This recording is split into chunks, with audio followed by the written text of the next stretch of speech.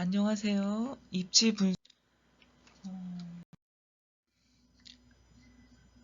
분석 실무에서 입지 특성 조사를 보도록 하겠습니다. 입지 특성은 입지의 지리적 특성을 얘기하는데요. 가시성, 접근성, 인지성, 호환성, 보안성, 주차 편의성들을 입지 특성으로 보고 있고요. 입지의 기능적 특성은 단절성, 유동인구, 소비 특성, 경쟁관계, 지역 용도로 구분해가지고 조사를 합니다. 입지 특성 조사의 첫 번째, 입지의 지리적 특성. 지리적 특성은 가시성, 접근성, 홍보성, 인지성, 호환, 보안, 주차 편의성이 있다고 얘기를 드렸고요. 여기서 이제 첫 번째 가시성. 가시성이라는 건 뭐죠? 눈으로 이렇게 볼 수 있는 모습을 얘기하는데, 점포 전면을 오고 가는 고객이 그 점포를 쉽게 발견할 수 있는지 없는지를 이제 가늠하는 거죠. 척도다. 이게 이제 가시성이다. 얘기할 수가 있겠죠. 예를 들어 어떤 점포는 눈에 잘 띄고 어떤 점포는 잘 보이지가 않고 뭐 이런 경우가 있겠죠. 그걸 이제 가시성이다 라고 얘기를 할 수가 있고요. 점포가 소비자의 눈에 얼마나 잘 보이는가는 지리적 특성 중에 가장 중요한 요소가 되고요. 입지성의 최우선은 가시성이 좋은 곳이다 라고 볼 수가 있겠습니다. 입지성은 가시성이 좋은 곳이다 라고 볼 수가 있겠습니다. 두 번째, 접근성. 소비자가 방문하게 될 때 가능성의 척도를 의미한다. 점포를 쉽게 찾아올 수 있는가를 판단하는 척도가 접근성이 된다. 점포 진입이 쉬우면 접근성이 좋다 하는 것이고, 고객이 접근하기 편리하다는 것이 됩니다. 집합 건물의 경우는 건물 내에서도 계단, 장애물 등에 의해 고객의 접근이 방해되는 것이 없는지 확인해 볼 필요가 있고요. 가시성이 좋아서 방문을 했는데 입구 위치를 찾기 힘들거나 입구를 찾았는데 들어가는 통로가 미로처럼 되어 있는 경우에 접근성이 좋지 않은 경우가 되겠습니다. 접근성은 멀리서 찾아오는 고객이 쉽게 찾을 수 있고요. 차량을 이용해서 방문하는 고객의 어떤 편리성이 있어야 합니다. 그래서 접근성들은 이런 것들을 말할 수가 있겠습니다. 세 번째, 홍보성. 사업 시작 후 고객에게 어떻게 점포를 알릴 수 있는 것인가, 이건 이제 홍보를 하는 작업이 되겠죠. 마케팅 중에 가장 중요한 부분이 될 수가 있겠죠. 홍보를 하고 알려야지 상품, 회사를 알릴 수가 있는 계기가 되는데, 이 홍보가 어떤 거냐에 따라 이제 달라지게 되겠죠. 홍보성은 가시성과도 밀접한 관련이 있습니다. 스트리트 상가에서 새로운 업종 오픈을 하게 되죠. 오픈을 하게 되면은 홍보를 하기 위해서 뭐 도우미가 나와 있다던가 아니면 피에로라는 홍보성 인형들이 또 나와 있기도 하고 여러 방법으로 홍보를 하게 되죠. 아니면 뭐 전단지를 돌리기도 한다던가 이런 것들이 있는데, 가시성하고도 관련이 깊다. 그 가시성은 점포의 외형적인 특성에 좌우가 되는데 간판과 연관이 있다. 점포의 가시성은 뛰어난데 간판을 설치할 수 없는 경우가 있어요. 간판을 설치할 수 없는 경우, 3층 이상은 간판을 달 수 없도록 하는 법규나 조례가 만들어져서 적용되는 경우가 생깁니다. 그래서 이런 경우는 가시성은 뛰어나지만 간판을 달 수 없는 경우다. 법이나 조례 때문에. 다음은 점포의 홍보에 영향을 미치는 요인으로 간판의 크기, 위치, 점포 위치, 유동인구, 통행량, 건물의 집객력 이런 것들을 들 수가 있겠습니다. 또 간판은 점포의 홍보에 가장 중요한 역할을 담당하는 도구이기도 하는데 크기와 위치를 살펴봐야 되고요. 간판을 통해서 위치를 노출시킬 수 있고 잠재 고객들에게 점포 업종, 업태를 알릴 수가 있습니다. 효율적으로. 또한 점포 전면이 넓고 평면 간판의 위치가 좋으며 돌출 간판까지 설치할 수 있는 점포가 홍보성 측면에서 유리한 점포가 되겠습니다.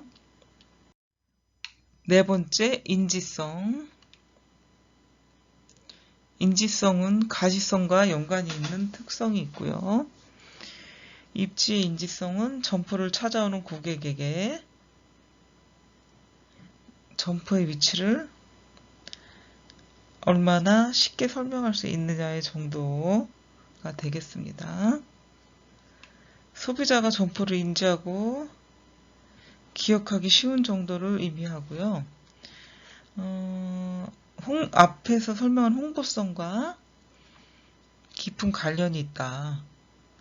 가시성, 인지성, 홍보성은 어떻게 서로 간의 구분이 명확하게 하기가 곤란하고요. 하나의 특성으로 결합해서 측정을 하기도 합니다. 가시성, 인지성, 홍보성 비슷하게 보일 수가 있고요. 구분이 뚜렷하지가 못한 단점이 있는 거죠. 인지성과 관련도. 그 사례를 본다면 점포의 위치를 설명하기 위해서는 주변에 대표적인 건물이 있어야 되고 또한 시설이나 유명 브랜드 매장이 있는 것이 유리합니다.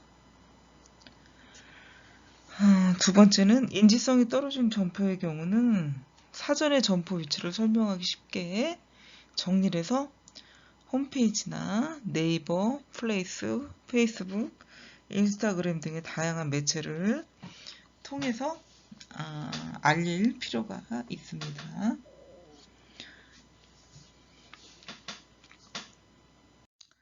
다섯 번째, 호환성을 보도록 하겠습니다. 호환성. 점포에 입점 가능한 업종과 업태의 다양성을 나타내는 척도가 된다. 어떤 입지는 소매점으로 성공하고 어떤 입지는 서비스업, 외식업 등 다른 업종으로 사업을 하더라도 성공 가능성이 크다면 서로 호환성이 좋다고 얘기할 수가 있습니다. 꼭 한 가지 업종만이 아니고요. 여러 다른 업종을 하더라도 성공 가능이 크다면 호환성이 좋다. 이렇게 얘기할 수가 있겠고요. 패스트푸드, 캐주얼 다이닝, 파인 다이닝 이런 것들처럼 다양한 업체의 점포가 모두 성공 가능성이 높으면 호환성이 높다 해서 높은 점수를 줄 수가 있고요. 어떤 입지 같은 경우는 업종과 업태 선택의 폭이 좋아서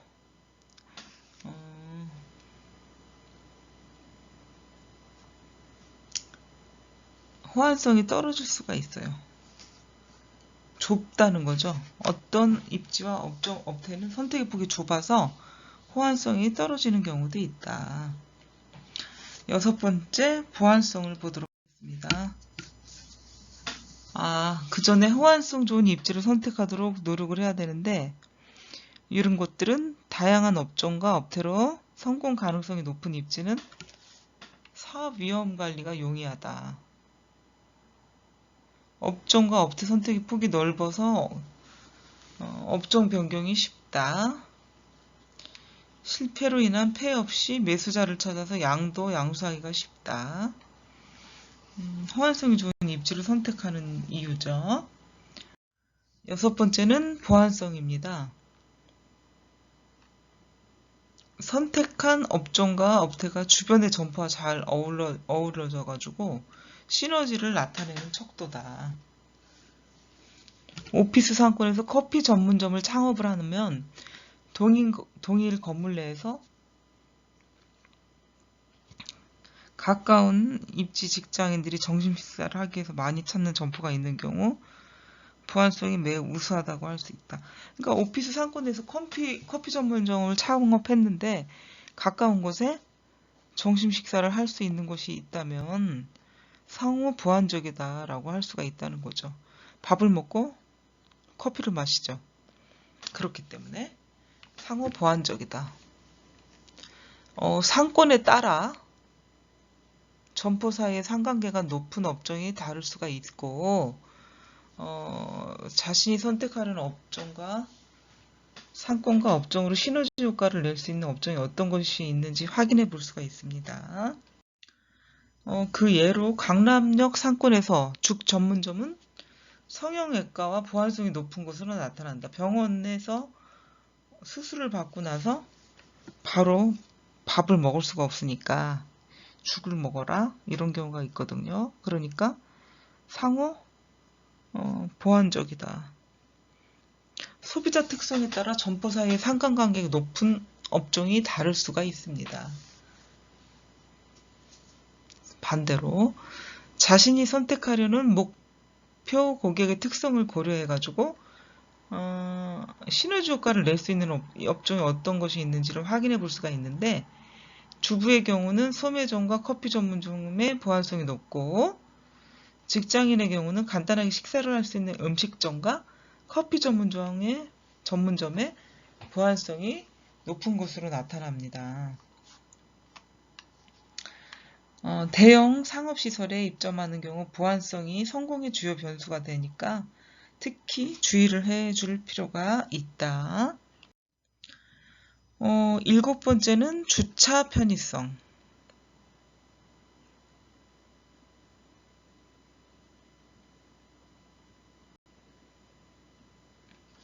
소비자가 구매 행동을 하기 위해서 더 많이 고민을 하도록 주차 편의성의 중요도가 높아진다.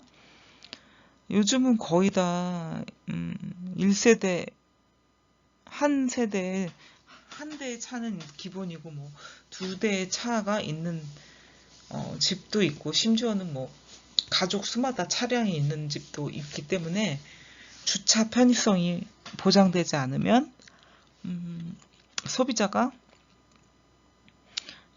찾기가 힘들다. 소비자가 그 매장을 찾기가 힘들어진다 하는 거죠. 또한 패스트푸드 레스토랑보다 파인 다이닝을 주로 이용할 때 주차가 중요하고 편의품보다 전문점을 구매할 때 주차 편의성이 점포 결정에 큰 영향을 미치기도 합니다.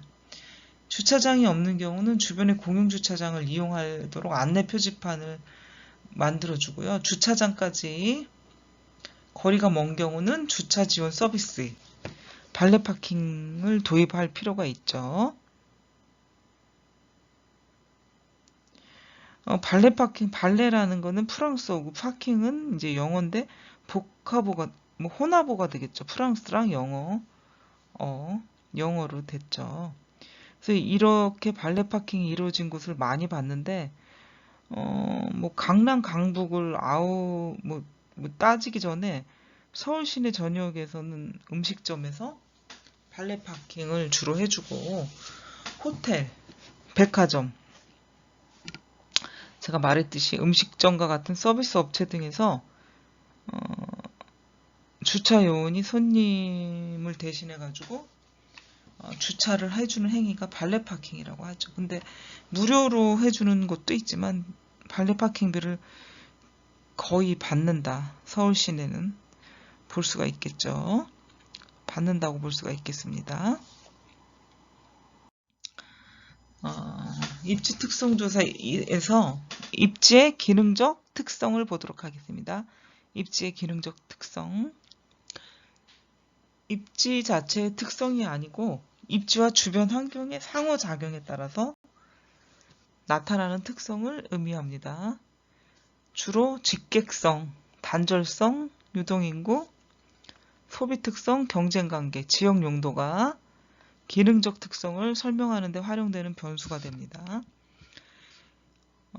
입지 주변에 집객시설이 있으면 인지성이 높고 집객시설로 유입되는 목적성 고객들을 유인할 수가 있고요. 어떤 상권에 대형 상업시설이 개점을 하면 주변 입지에 많은 영향을 주게 되는데 직객성으로 인해 가지고 혜택을 받는 입지가 나타나기도 하고 단절성으로 인해서 손해를 보는 입지도 나타나게 됩니다.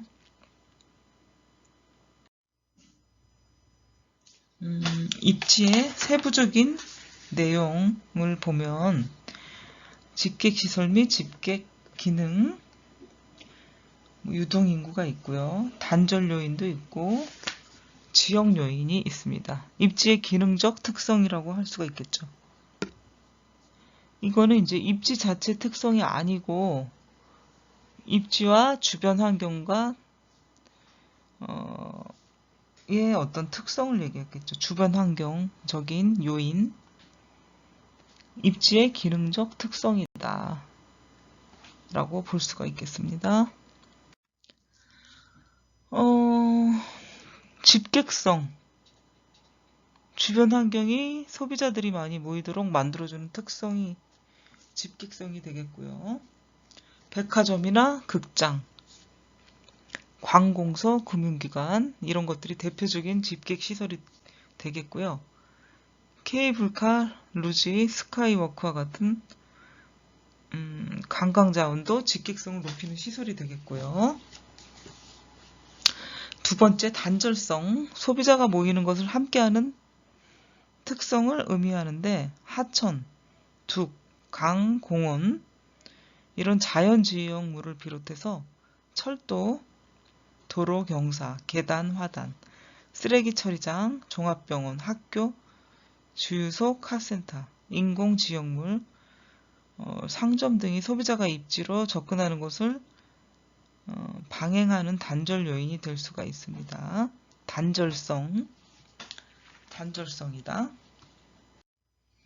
세 번째, 유동인구 특성. 유동인구는 실제 소비를 하는 경우보다는 다른 목적지를 향해서 이동하는 경우가 많고요. 입지 분석을 할 때 유동인구 조사는 세밀하게 3차로 나누어서 진행을 하게 됩니다. 1차, 2차, 3차가 있는데 1차는 유동인구의 유발 지점을 파악하는 것이 1차 조사가 됩니다. 상권으로 유입되는 유동인구의 유발 지점을 파악하는 것. 2차는 유입인구의 흐름을 찾아내는 것이다. 유입인구의 흐름을 찾아내는 것. 3차는 입지 전면의 유동인구를 조사하는 것이 되겠죠. 그래서 유동인구 2차 조사에서는 유동인구가 유발되는 지점에서 소비 목적에 따라서 흐름이 달라질 수가 있기 때문에 소비자 특성에 따라서 어떻게 움직이는지 그것을 동선을 파악하는 작업이 2차 조사가 되겠습니다. 3차 조사는 입지 전면 유동인구를 조사하는 것이 되겠고요. 그 내용들을 정리하면 교통시설로부터 쇼핑 동선이나 생산 동선을 파악을 해볼 수가 있겠고 주중이나 주말, 휴일, 최소 3회 이상을 조사를 해야 되고요. 유동인구의 수보다 인구 특성과 이동 방향, 목적이 더 중요합니다. 조사 시간은 영업시간대를 고려해서 설정을 해볼 필요가 있고 조사 시간대가 길어서 조사 비용이 과다한 경우에는 일부 시간대만 조사해서 평균값으로 전체 시간을 추정해 볼 필요가 있습니다. 점포 전면을 통행하는 유동인구 조사표를 만들어 정리를 볼 필요도 있습니다. 점포 주변에 유사한 업종이 많거나 또는 상반되는 업종만이 있는 경우에 좋지 않은 입지가 된다 할 수가 있겠고요. 주변 점포에 기술 위주의 업종이 많은 곳 또는 저가 상품 위주가 모인 곳은 그 지역이나 상권의 소비 수준이 매우 낮다는 것을 의미하고요. 기술 위주의 업종은 세탁소, 지물포, 표구점, 세차장 등이 있는데 소비 수준이 낮다는 것을 의미한다 하고 볼 수가 있겠습니다. 주변 점포의 간판, 시설이 노후되어 있는 곳은 되도록이면 피하는 것이 좋은데 이런 주변 점포는 영업이 활성화되지 못하고 있다는 것을 의미한다고 볼 수가 있어요. 이런 것들 대표적인 몇 가지 예를 보면서 그 지역의 점포들 아니면 상가가 어떤 수준인지를 알 수가 있겠죠. 지역의 용도. 7번째, 경쟁점 조사. 경쟁점 조사를 보도록 하겠습니다. 경쟁점이라는 거는 우리 점포와 경쟁을 하는 상대 점포를 얘기하는데 그게 경쟁점이 되겠죠. 그래서 경쟁점은 상권 및 입지 분석에서 단절 요인과 동시에 창업하려는 점포의 비교 대상이 되겠습니다.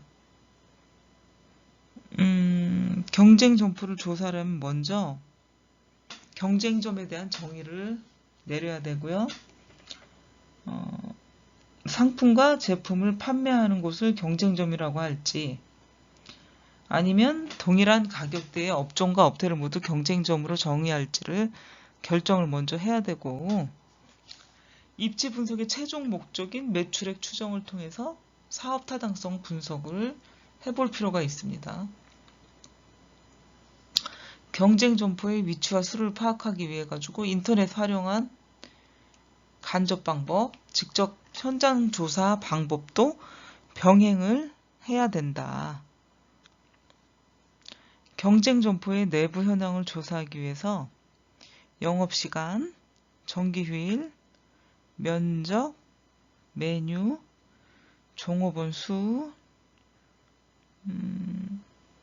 촉진수단, 점포의 좌석수, 영업 활성도 정도, 고객의 특성, 인지도 등을 파악해 볼 필요가 있습니다. 미스터리 쇼핑을 통해 가지고 조사를 해볼 수가 있는데 서비스 수준 메뉴 가격하고 맛, 메뉴 구성, 그 다음에 그 가치를 파악해 볼 필요가 있겠습니다. 예상 매출액을 추정하기 위해서 현장 조사를 할 필요가 있고요.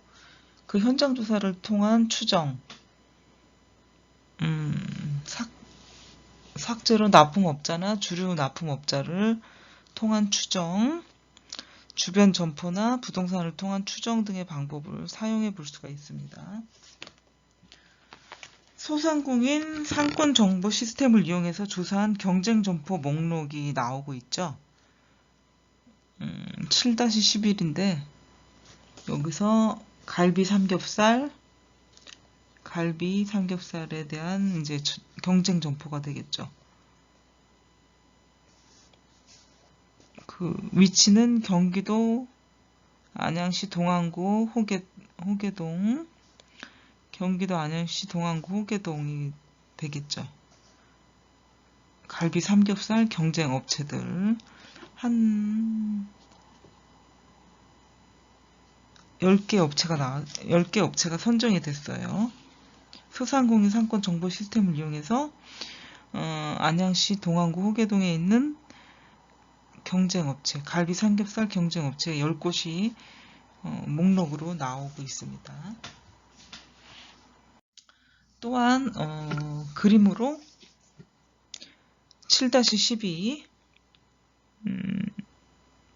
포털 사이트에서 제공하는 지도 서비스를 이용해 가지고 경쟁점의 어떤 수, 위치를 파악하는 것도 가능합니다. 왼쪽에 7-12 지도, 또 밑에도 네이버 지도를 이용해 가지고 조사한 경쟁 점포 수와 위치가 되겠습니다. 여기 이렇게 까맣게 점으로 많이 나오고 있죠. 여기도 경쟁 점포 수하고 위치가 나오게 되죠. 왼쪽에 네이버 지도로 검색한 결과가 나오고 있습니다. 여기 7-14도 보시면 네이버 지도를 이용해서 조사한 경쟁 점포 수와 위치가 되겠습니다. 그래서 이렇게 왼쪽과 오른쪽에 지도, 경쟁 점포 수와 위치가 네이버 지도상에 나타나고 있습니다. 그렇게 되면 검색을 해보니까 229건의 리스트가 검색되고 각 점포의 위치는 지도에 이제 표시가 되는데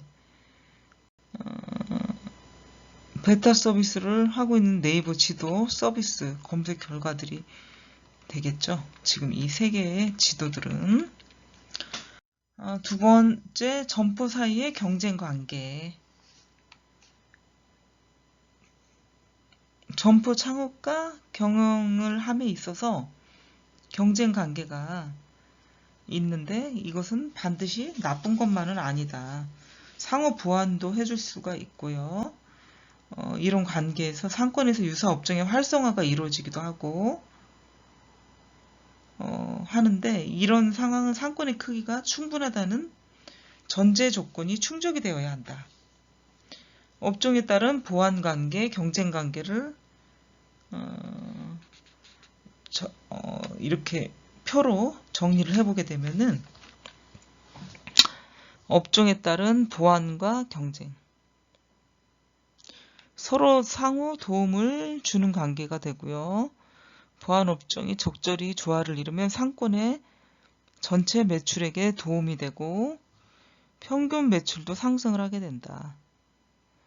예를 들면 음식점과 카페는 보완 관계이다. 앞에서 배웠던 거죠.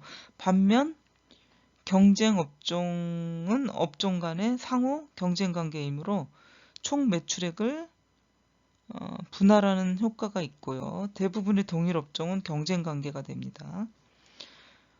그렇지만 경쟁 업종이 군집화될수록 시너지 효과가 발생할 수가 있고 신당동에 몰려있는 떡볶이집, 신당동 상권과 같이 떡볶이 전문점이 놓여 있는 경우가 이런 사례가 되겠습니다. 그리고 경쟁과 보완은 상권의 규모에 영향을 받기 때문에 상권이 적은 경우에는 보완 업종 간에도 경쟁 관계가 성립이 되고 상권이 큰 경우는 경쟁 업종 사이의 경쟁 관계가 일정 부분 해소가 될 수가 있습니다.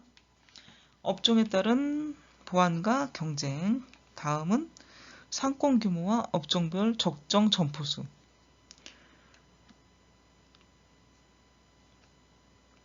상권은 수요와 공급이 일치하는 수준의 점포만 존재하는 것이 가장 이상적이긴 한데 그렇지 못한 경우가 많죠. 그래서 예를 들어 삼겹살 전문점에 월 손익분기점이 3천만 원이고 목표 이익을 달성할 수 있는 월 매출액이 4천만 원이라고 가정을 하면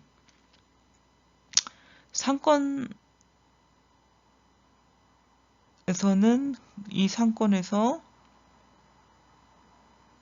점포 수는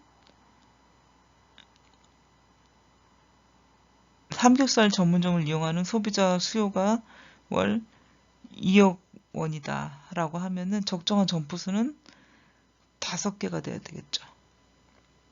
4천만 원이라고 가정을 하면은 그런데 다만 각 점포별 경쟁력의 차이로 인해서 적정 점포수를 평균값으로 계산하더라도 경쟁력이 떨어지는 점포는 매출이 낮아서 결국 이 폐업을 하게 됩니다. 이 월 4천만 원이 매출액이라면은 5개 정도의 점포가 있어야 되는데 더 많더라도 이렇게 매출액이 나오지 않는다면 결국 폐업을 한다는 거죠. 경쟁력이 떨어진다고 치면요.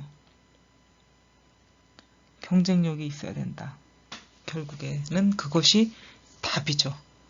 창업을 하고 소상공인이 되려면 경쟁력이 있어야 한다는 거죠. 경쟁점 조사 항목이 나오죠. 경쟁점 분석을 위해서 필요한 구체적인 항목들이 나오는데 다양한 체크리스트와 평가표를 만들 수가 있어요. 한번 보도록 하겠습니다. 경쟁 점포 분포와 개요. 경쟁 관계에 있는 점포 수, 위치, 상호. 경쟁 점포의 시장 지위.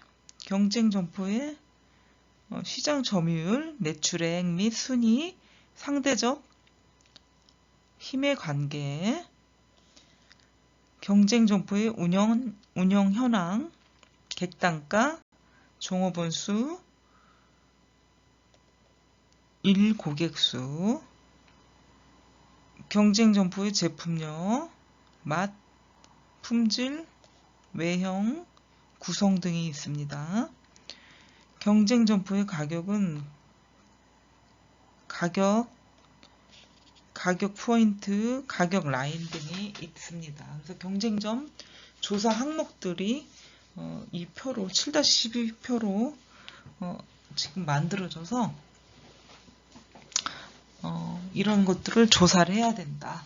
여러분들이 만약에 소상공인으로 창업을 하게 된다면 이런 것들을 조사해야 된다 하는 것을 알 수가 있겠고요. 왼쪽에는 경쟁 점포의 입지 특성, 입지의 지리적 특성과 기능적 특성, 경쟁 점포의 프로모션, 촉진 전략, 가격 전략, 마케팅 전략, 경쟁 점포의 시설 현황, 인테리어,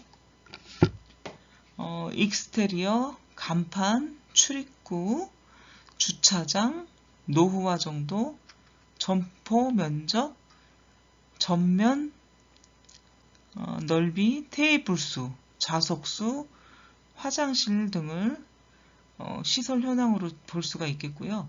경쟁 점포의 서비스를 한번 보도록 하면은 종업원 접객 능력, 친절도, 대기시간 등이 서비스와 관련이 있고 경쟁 점포의 경영 능력, 대표의 참여도, 대표의 친절도, 종업원 관리, 기타 관리 능력 등을 구분해 볼 수가 있겠습니다. 내용으로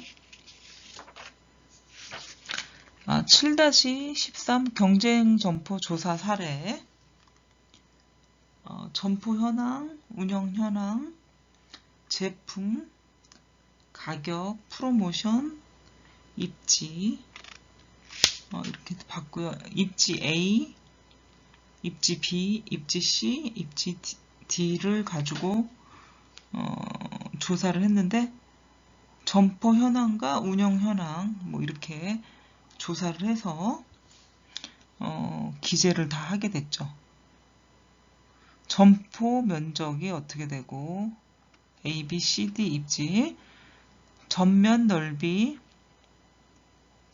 테이블 수, 좌석 수, 화장실, 객단가, 종업원 수, 일 고객 수가 어떻게 되는지, 제품의 맛과 품질, 외형, 구성, 가격은 가격 경쟁력이 있는지, 프로모션, 광고, 인터넷 홍보, 판매 촉진, 인척 판매, POP, 그 다음에 입지, 상권 범위, 가시성, 접근성, 홍보성.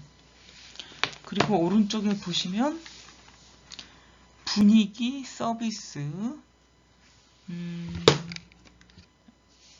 경영 지원, 투자 수익률 해서 이 표를 경쟁 점포 조사 사례표를 만들었는데, 분위기에서는 인테리어, 익스테리어, 간판, 출입구, 여기서부터 이제 모든 분위기를 파악을 하게 되겠고요. 서비스는 종업원 접객 능력, 친절도, 대기 시간이 얼마나 되나, MOT 관리가 어떻게 되나, 경영지원은 고객과 종업원, 경영자의 관계들, 투자 수익률은 투자 금액은 얼마가 들었고 추정 매출액은 얼마이고, 비용은 얼마가 들고 전체 비용, 순이익은 얼마고 투자 수익률은 얼마가 나오는지 경쟁 점포 조사 사례표에서 이런 것들을 모두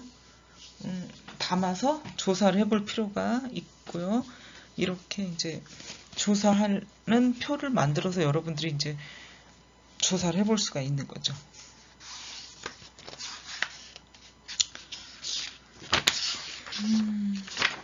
다음은 표 고객을 했습니다. 입지 등급에서 9번째는 매출액 추정 및 사업 타당성 분석. 이거는 투자 금액 추정을 해볼 수가 있는 거고요. 매출액을 추정하고요. 비용도 추정해보고 투자 수익률도 추정을 하고, 이런 구체적인 매출액 추정 및 사업 타당성 분석에 대한 내용을 다루는 것이 매출액 추정 및 사업 타당성 분석이다 라고 볼 수가 있겠습니다. 이 표에서 보면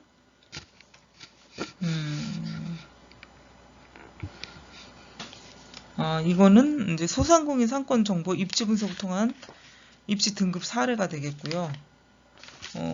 매출 타당성, 사업 타당성 분석은 우리가 그 경영학에서 많이 배우는 건데, 이런 것들을 추정을 해서 타당성 분석을 한다. 어떤 것들?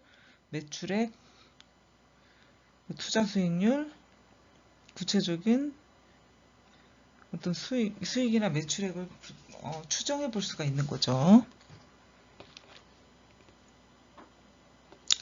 다음 10번째 권리 분석입니다. 권리 분석. 권리 분석은 4가지 서류로 가지고 해볼 수가 있는데요.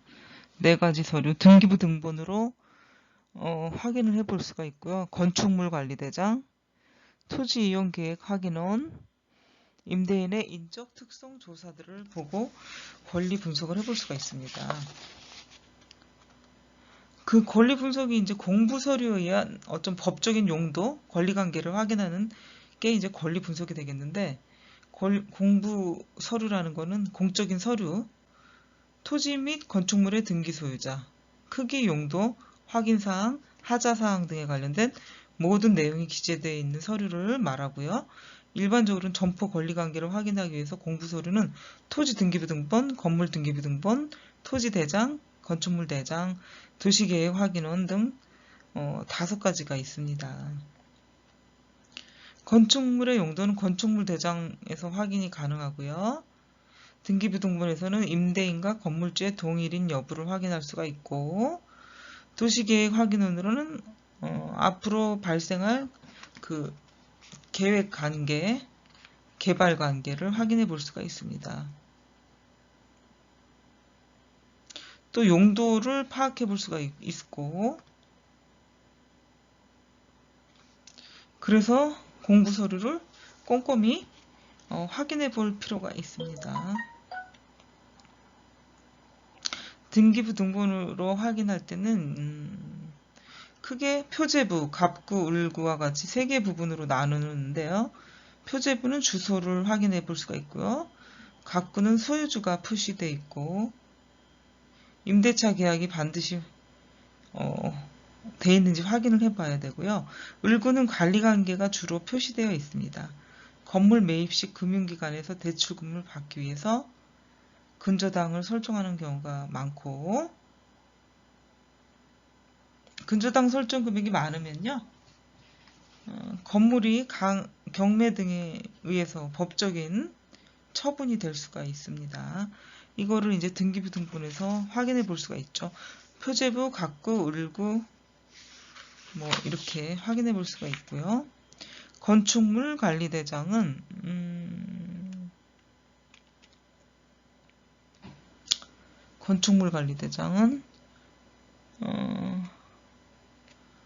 점포 매매 임대차 계약 체결 시에 건물 용도를 확인해 볼 수가 있죠. 외식업의 경우는 대부분 업종이 2종 근린생활시설로 돼 있고, 이런 것은 건축물 대장 내에 표기가 된다. 주 용도 및 용도 변경 내역 확인을 해볼 수가 있습니다. 두 번째는 건물의 위치, 크기, 실소유주 등을 확인해 볼 수가 있고요. 불법 건축물 여부를 확인해 볼 수가 있습니다. 주차 및 정화조 능력의 확인, 토지 소유주와 건물 소유주의 일치 여부를 확인해 볼 수가 있습니다.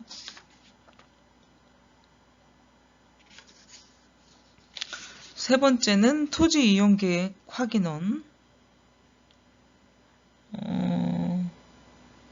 이거는 상권의 발전 가능성을 판단하는 것은 점포 임차 시 매우 중요한 항목인데, 이거는 이제 토지계획 이용 계획원을 확인해서 대략적으로 확인해 볼 수가 있어요. 토지 이용 계획 확인원에는 토지 규제사항 이런 것들이 있고, 도시개발 계획으로 건물이 헐린다거나 이런 정보들을 사전에 알 수가 있죠. 그래서 구청에서 도시계획 확인원 발급이 가능하고요. 토지를 규제하는 도시계획사항을 기재한 증명서다.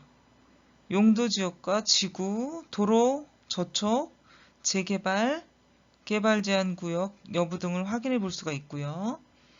재개발 여부를 통한 상권 변화 예측을 가늠해 볼 수가 있어요. 예측을 해볼 수가 있는 거죠. 인터넷을 이용한 확인 및 확인원 발급이 가능합니다. 정보 24시에서.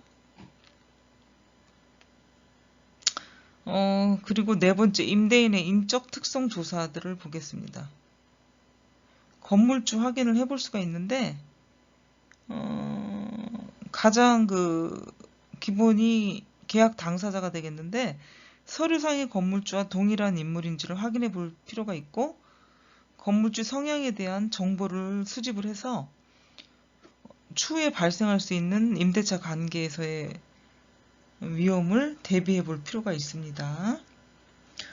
그래서 임대인의 인적 특성 조사, 이거는 이제 상가 건물 임대차 보호법이 강화가 되니까 임대인의 인적 특성에 의한 위험이 상당히 줄어들었다. 그럼에도 불구하고 임차인은 건물주에 대한 확인을 철두철미하게 해야 하고, 일단 가장 기본적인 건물주 확인은 임대차 계약 당사자가 서류상의 건물주와 동일한 인물인지 확인하는 것을 해볼 필요가 있습니다. 그래서 네 번째, 임대인의 인적 특성 조사까지 하면 권리 분석을 마쳤다고 볼 수가 있겠어요. 그래서 권리 분석은 네 가지의 를 할 수가 있는데, 서류 등으로 확인해 볼 수가 있겠습니다.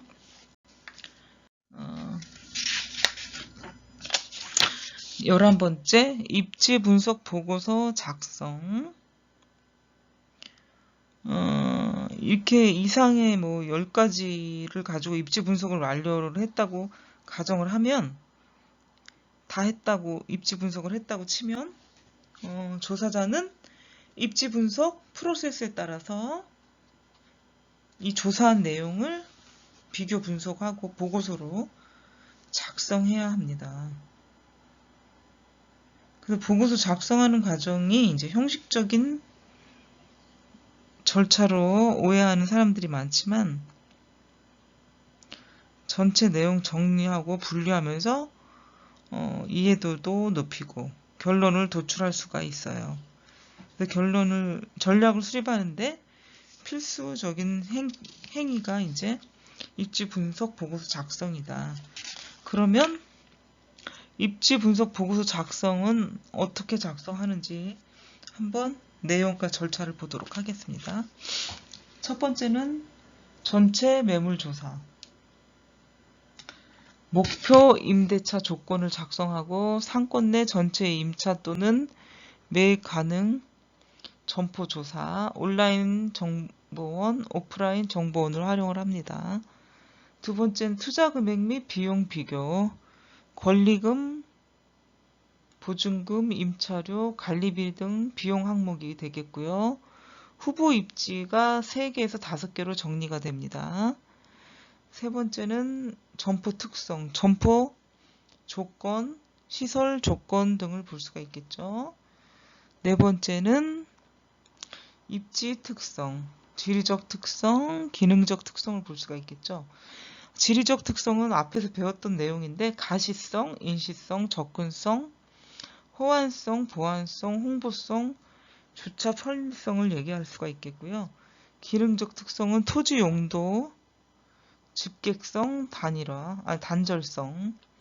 경쟁 분석을 보면 경쟁점 특성 분석, 입지 등급, 종합 등급, 업종별 등급, 목표 고객. 7번째, 매출액 추정 및 사업 타당성 분석. 8번째는 권리 분석, 소유권 및 권리관계, 건물주의 인적 특성. 9번째가 결론이고요. 후보 입지를 비교 분석한 과정과 결과를 제시, 결론 및 시사점을 도출해 볼 필요가 있습니다. 그래서 입지 분석 보고서 작성의 절차와 내용들이 되겠습니다. 마지막 10번째는 입지 확정 및 계약이 되겠습니다. 입지 분석 보고서가 완료가 되면 입지 확정하고 임대차 계약 또는 매매 계약을 체결할 수가 있습니다.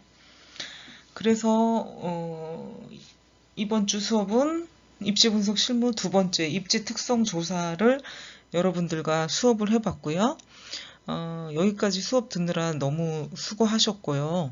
이제 중간고사도 끝났고 레포트도 여러분들이 2번 정도 썼는데 과제를 한 번 더 내주겠습니다. 그 과제를